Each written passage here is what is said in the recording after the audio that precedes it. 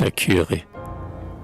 Oh, lorsqu'un lourd soleil chauffait les grandes dalles des ponts et de nos quais déserts, que les cloches hurlaient, que la grêle des balles sifflait et pleuvait par les airs, que dans Paris entier, comme la mer qui monte, le peuple soulevé grondait, et qu'au lugubre accent des vieux canons de fonte, la Marseillaise répondait.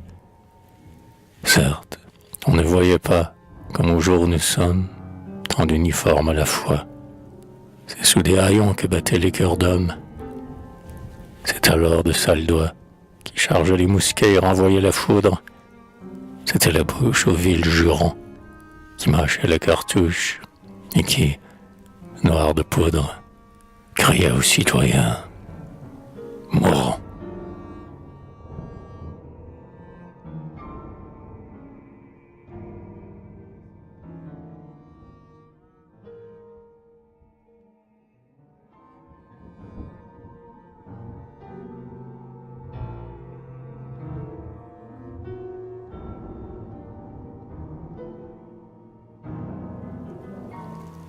Quand tous ces beaux fils aux tricolores flammes, au beau linge, au frac élégant, ces hommes en corset, ces visages de femmes, héros du boulevard de Gand, que faisaient-ils, tandis qu'à travers la mitraille et sous le sabre détesté, la grande populace et la sainte canaille se ruaient à l'immortalité, tandis que tout Paris se jonchait de merveilles, ces messieurs tremblaient dans leur peau, pâles, suant la peur et la main aux oreilles, accroupis derrière un rideau.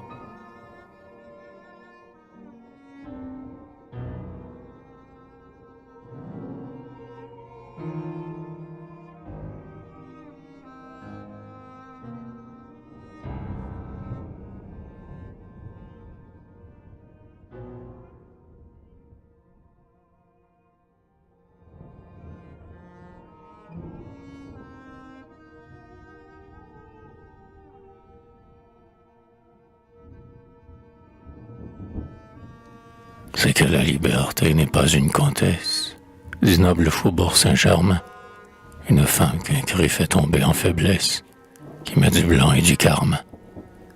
C'est une forte femme aux puissantes mamelles, à la voix rauque, aux durs appâts, qui, du brun sur la peau, du feu dans les prunelles, agit les marchant à grands pas, se plaît aux cris du peuple, aux sanglantes mêlées, au long roulement des tambours, à l'odeur de la poudre, aux lointaines volées, des cloches et des canons sourds, qui ne prend ses amours que dans la populace, qui ne prête son large flanc à des gens forts comme elle, et qui veut qu'on l'embrasse avec des bras rouges de sang.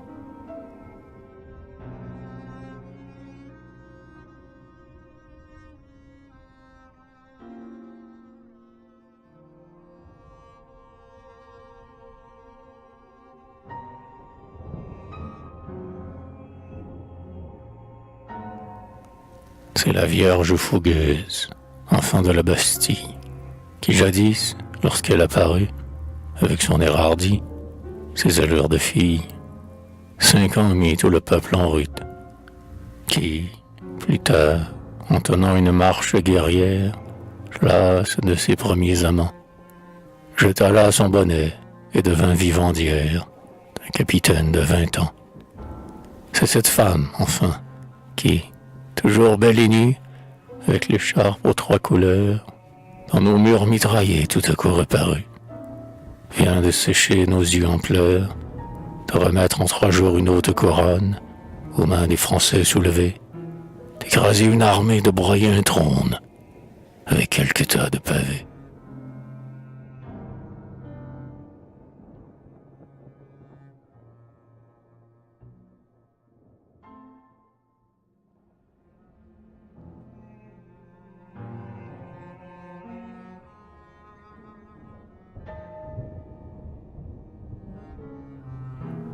Mais, honte, Paris, si beau dans sa colère, Paris, si plein de majesté, dans ce jour de tempête où le vent populaire déracina la royauté.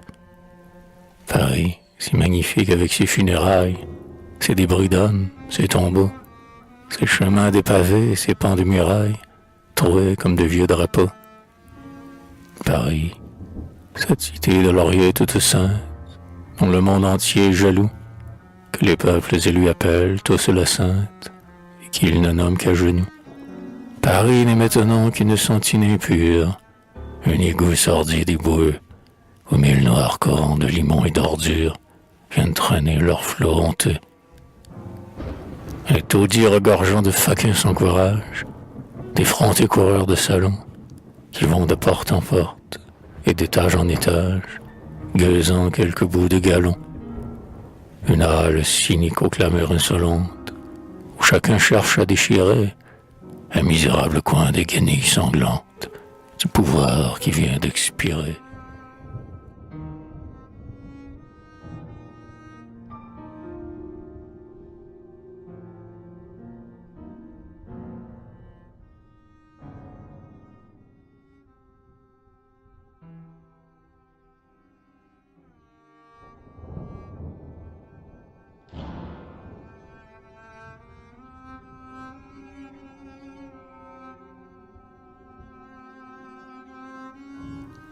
Ainsi, quand dans sa bauge aride et solitaire, le sanglier, frappé de mort, est là, tout palpitant, étendu sur la terre, et sous le soleil qui le mord. Lorsque, blanchi de bave et la langue tirée, ne bougeant plus en ses liens, il meurt, et que la trompe a sonné la curée à toute la meute des chiens.